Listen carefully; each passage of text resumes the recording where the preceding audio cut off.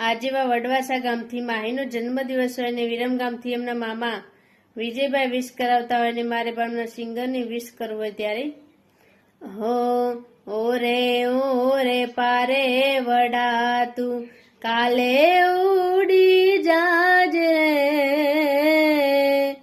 અરે મારી હાટું રહી જાને આજની રાત મારી હાટું રહી જાને આજની રાત ઓલી આંબલીને પીપળી હે પેલી આંબલીને પીપળી જોશે તારી વાટ રે